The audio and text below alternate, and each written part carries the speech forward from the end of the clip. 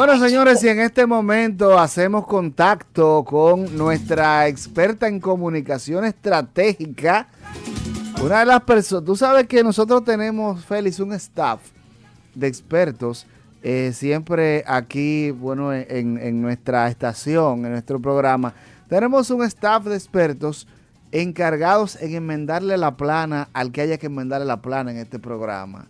Nuestra querida doctora Esmeralda Montero está con nosotros. Qué mejor forma de comenzar el año, Feli, ¿eh? Gracias. Siempre es un placer llegar a esta casita virtual, ¿verdad? Claro, claro que Pero sí. llegó. Casa, aprovechando la tecnología, pero lo importante es llegar. Feliz año nuevo para todos. Teníamos un año que no nos veíamos. Gracias, Ya lo sabe. De enero. Hemos Wow. visto Delivery que Ajá. Esmeralda no te sigue. ¿Eh? No te sigue. No, yo creo que ya lo dijo porque me sigue. Esmeralda, lo que pasó es que porque en uno de sus 3 últimos videos, el Delivery precisamente dijo eso. Porque tú sabes qué es lo que pasa. ¿Sabes qué es lo que pasa? Es que el abuso de confianza es una cosa tremenda. Esa es la desventaja de uno tener en el programa a gente que uno conocía de antes de estar aquí. Así es. Que abusan de la confianza de uno, sí. Y se la No, pero yo no vi que tenías un contenido sobre eso, en serio. Ok, déjame actualizarte, No ¿verdad? lo vi.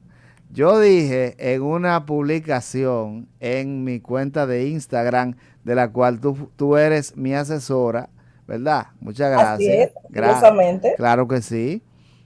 Yo hice una publicación que decía que yo le deseaba a nuestra gente 3 cosas durante este nuevo año. Yo le deseaba salud, prosperidad y que el día primero nadie le diga de que tengo un año que no te veía. Qué batalla. Es irresistible, pero bueno. Pero ¿qué podemos hacer? Es que uno siempre tiene la oportunidad de definir cómo lo quiere vivir. Es como una especie de borrón y cuenta nueva. Y qué mejor manera de empezar el año que decidiendo de manera activa y consciente qué es lo que queremos lograr y cómo lo vamos a hacer. No hay un mes más idóneo para volvernos estratégicos que en el mes de enero. Que si bien es cierto, todo el mundo se llena de propósitos de manera natural, por costumbre, enero es un mes ideal para realmente conectar con esos propósitos, para pasar balance y para decidir cómo nosotros queremos vivir esos 365 días, esas 52 semanas que pueden ser realmente productivas. Y de eso quiero que conversemos en el día de hoy. Ok. Claro que sí, Esmeralda. Vamos a hablar sobre eso, precisamente sobre cómo nosotros a través de nuestra función, nuestro rol como marca personal o también como dueños de negocio, como profesionales en sentido general, cómo podemos las metas que vayamos a hacer, aplicarlas hasta allá.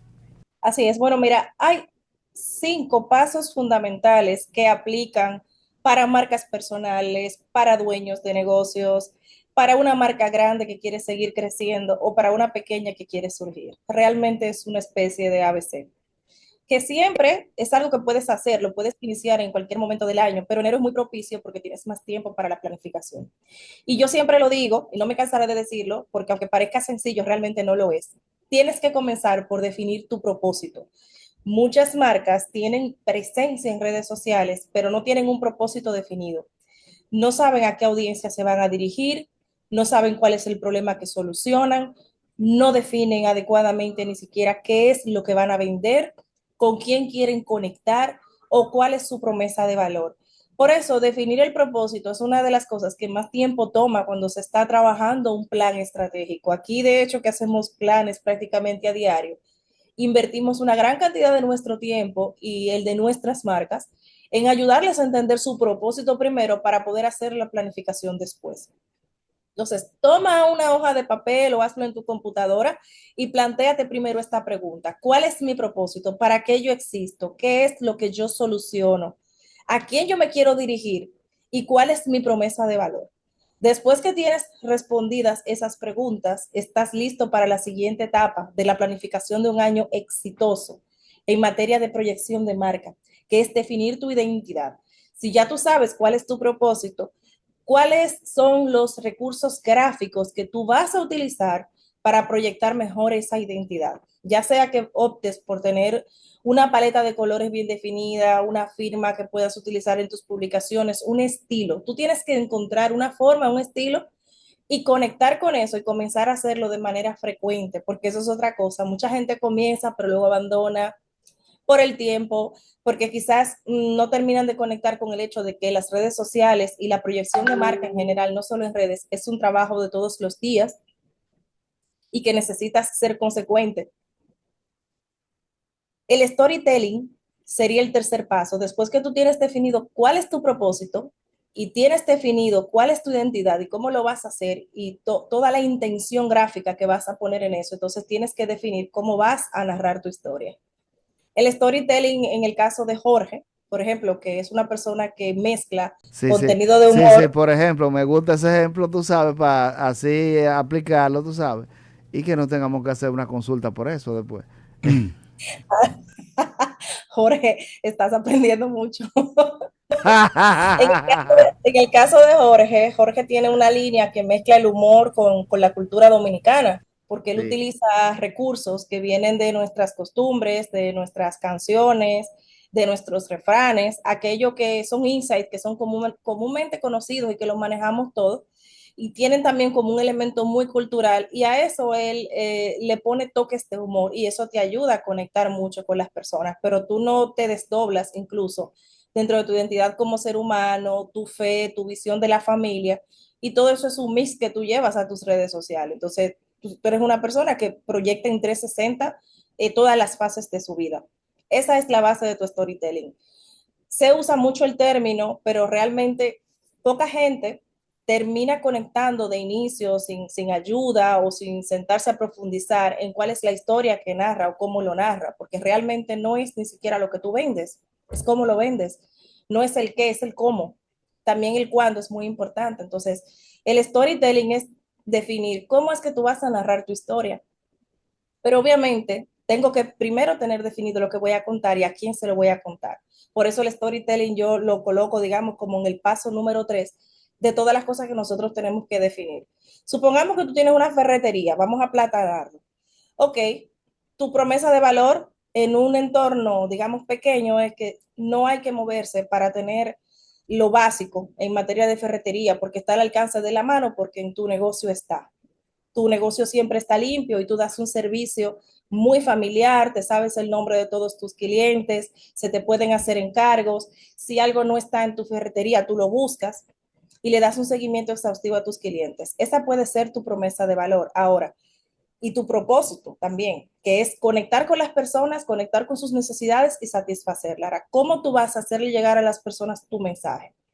En el caso de una ferretería de barrio, que es en el entorno que nosotros nos estamos ubicando, probablemente tú conectes más con las personas por el boca a boca o con una mensajería que sea física que a través de redes sociales, porque la gente pasa diariamente por el frente de tu negocio. Se te hace más fácil crear una narrativa, algún tipo de interactividad o de hasta de espectáculo y atraer gente a tu negocio que trabajarlo a través de redes sociales. Eso no quiere decir que tú no tengas que tener redes sociales porque tengas un negocio pequeño en un barrio. Tienes que tener una presencia digital porque si alguien te busca necesita encontrarte. Pero en función de tus necesidades y de tu entorno, tú tienes que definir cómo es que tú vas a vertebrar, por ejemplo, tu storytelling. Y pasa lo contrario con marcas que son muy grandes. Mientras más grande tú eres, más posibilidades tú tienes de llegar a un público más masivo y de explotar muchísimo mejor las redes. ¿Me van siguiendo hasta este punto? Vamos bien. totalmente, totalmente. Y luego, después que tú estás haciendo todo eso, entonces lo que sigue es cultivar. Después que tus redes comienzan a crecer, que tus mecanismos para conectar comienzan a dar frutos, tienes que centrarte en seguir creciendo de manera exponencial. Hay personas que piensan que cuando creas una comunidad grande ya es todo, pero tú tienes que desarrollar un verdadero engagement, que no es más que compromiso. No sirve de nada tener una audiencia grande por tener un número, pero que esa audiencia no sea tu comprador ideal, no sea tu cliente, no conecte con tu contenido, no interactúe con el mismo. Al final son números muertos que, aunque la gente no lo piense, lo que hace es tumbarte el engagement, porque si la gente no muestra interés en tu contenido, el algoritmo interpreta que no es de valor y no se lo va a mostrar a nadie. Y puede que tú empujes contenido pagando publicidad, pero la publicidad que está hecha con un contenido que no tiene storytelling o no tiene valor, te da mucho alcance, pero te da muy poco resultado. Entonces, lo ideal es que tú logres un balance entre lo que es útil y necesario, lo que está contado de una manera que realmente sea entretenida y conecte, para luego dedicarte a crecer de manera exponencial.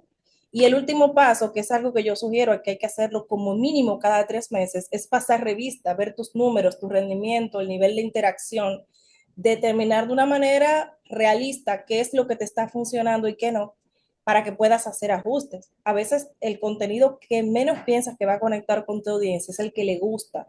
Y el que piensa que quizá lo que van a recibir con los brazos abiertos, lo que terminan ignorando. Hay un factor impredecible Y en es las verdad, audiencias. y es verdad, y eso pasa. Pero de verdad, eso pasa.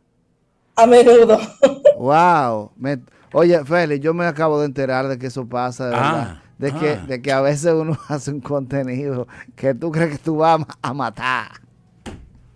Y te matas tú mejor. A matar a la liga. Y te mataste tú.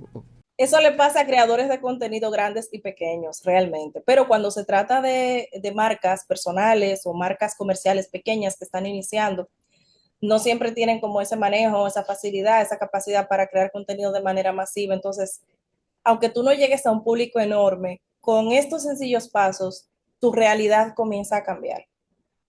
Y uno va aprendiendo muchísimas cosas en el camino.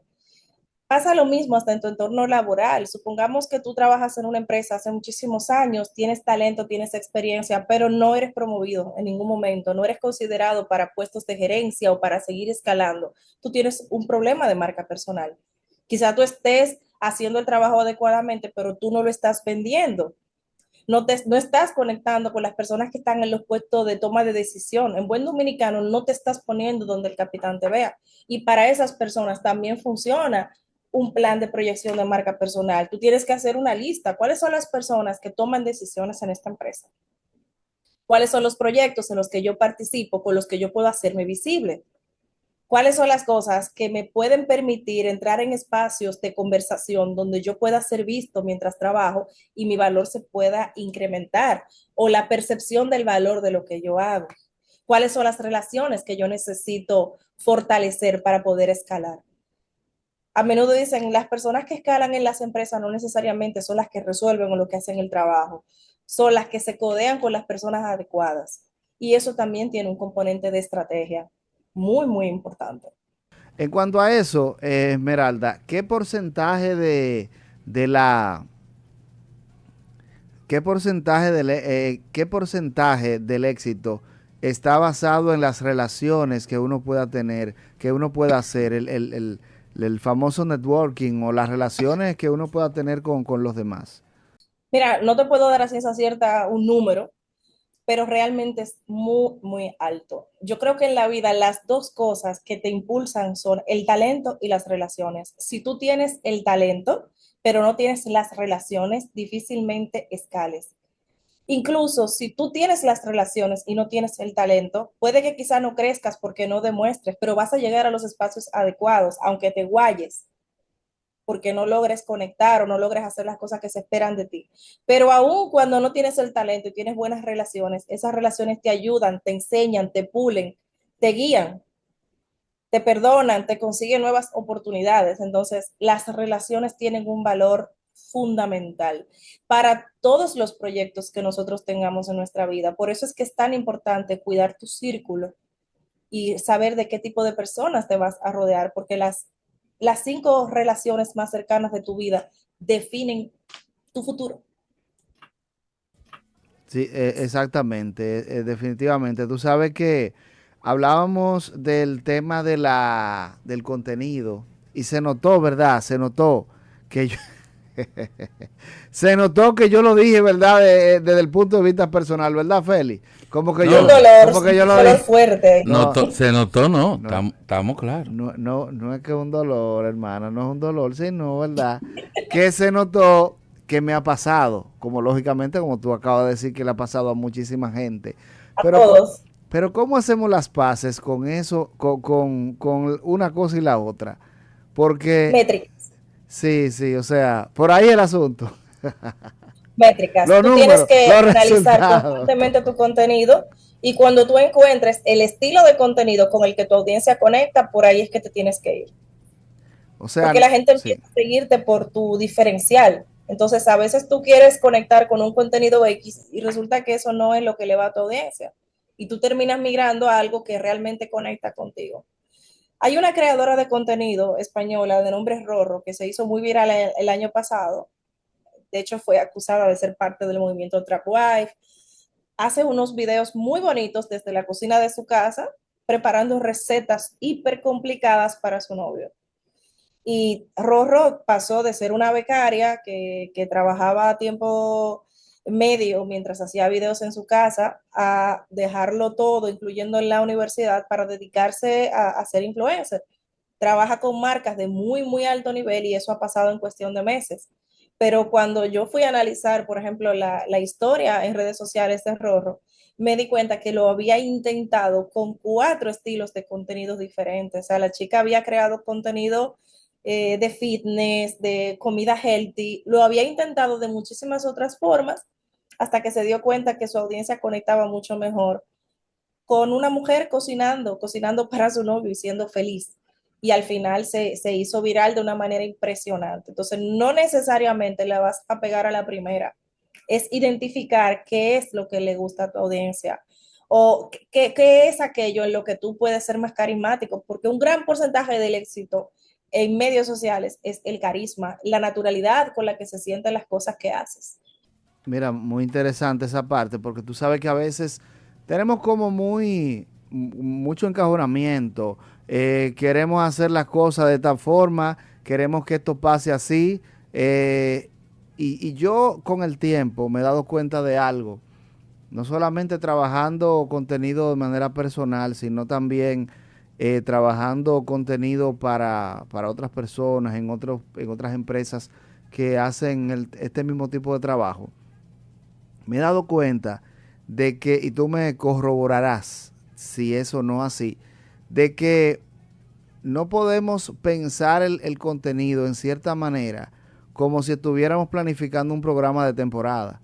Porque fácilmente cuando vayamos por la mitad del trabajo o cuando vayamos desde el trabajo que estamos exponiendo o cuando vayamos por la segunda o tercera entrega, nos podemos dar cuenta de que el asunto no funciona y se nos puede caer todo.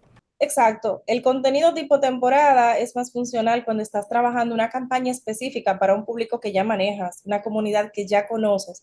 Vas a hacer una fuerte inversión, no solamente económica, sino creativa, para tener algo de mucha calidad que impacte. Entonces, lo ideal es que tú tengas definido cuáles son tus líneas temáticas, o sea, tus pilares de contenido. Por ejemplo, mis líneas temáticas son la docencia, la investigación, la comunicación estratégica y el manejo de crisis. Es sobre lo que sé y sobre lo que hablo y es donde la gente entiende que yo tengo expertise. Entonces, no quiere decir que yo no pueda subir un contenido más personal, más vivencial, más humano, pero dentro de esa línea de contenido yo tengo que buscar cuál es el formato que mejor conecte con mi audiencia. Y en ese sentido uno tiene que ir diversificando hasta dar con lo que más conecta con las personas. Para nuestras marcas, nosotros hemos siempre creado metodologías que alternamos cada 3 meses.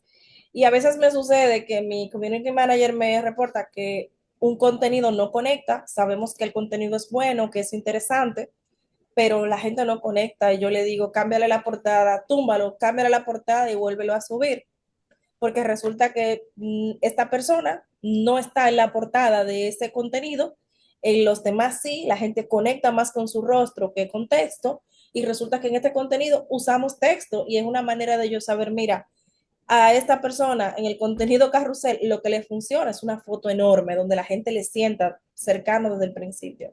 Entonces, hemos tenido resultados totalmente equidistantes solamente con cambiarle la portada a un carrusel. Es decir, es una forma, es como decir vamos a darle hasta que funcione, vamos a darle hasta que prenda. Tú vas experimentando, porque es que si tú cambias el término algoritmo por audiencia, lo entiendes todo. La gente habla, no, que el algoritmo me hizo esto, que hizo lo otro. Es la audiencia. El algoritmo entrega a las diferentes audiencias tu contenido y dependiendo de lo que tu audiencia haga con tu contenido, el algoritmo decide en qué posición ponerte. Si tienes mucha exposición y poco engagement, se asume que tu contenido no tiene valor. Si con poca exposición tienes un alto engagement, entonces abre más para que llegues a una audiencia cada vez más grande. O Entonces, sea, eso es o sea, métricas. Esmeralda, que el éxito, por ejemplo, con las redes, con el mismo YouTube, no lo tiene no solamente es el contenido, el éxito lo da la audiencia. Si tu audiencia enfoca, entonces el algoritmo te mira, el El algoritmo algoritmo te promueve. trabaja para la audiencia. En palabras tuyas, Félix. Exactamente. Exacto, El algoritmo lo define muy bien. El algoritmo trabaja para la audiencia, no trabaja para ti y tú no debes trabajar para ti, debes trabajar para la audiencia. Las marcas que ponen a la audiencia en el centro de la conversación lo han entendido todo. Teníamos en el pasado marcas que solamente se dedicaban a hablar de ellas, a hablar de su calidad, de las propiedades de su producto. El yoyo, el Ahora tenemos yoyo. una audiencia, Lo que en la UAS conocimos audiencia. como el yoyo. Sí, sí, que lo único que quiere es que tú le soluciones problemas y que le entregues contenido de valor y te va a banear y va a seguir de largo y no te va a dedicar más de 3 segundos para decidir si tu contenido es interesante o no. Por eso, esos primeros 3 segundos que se toma la audiencia promedio para decidir si va a consumir o no tu contenido son vitales. Y eso tiene que ver incluso con la portada. Si me parece atractiva la portada, le doy. Si no, no. Pero en esos primeros 3 segundos es que yo defino si me va a interesar o no. Entonces, de las métricas que hay que tomar en cuenta, los likes, que es en lo que la gente más se fija, en este momento es lo menos importante. Las métricas. Ahora que tú mencionas eso, usted que nos está escuchando a través de YouTube, nos está viendo, recuerde, dale En like, lo que ella toma la comente, en lo llamada. que ella toma la llamada, dele like, comente y comparta. Es importante Por favor, para que Esto avancemos. es en vivo. Gracias, Meralda. por favor. Yo hasta le tumbé el audio, el volumen al Zoom porque ya tú sabes.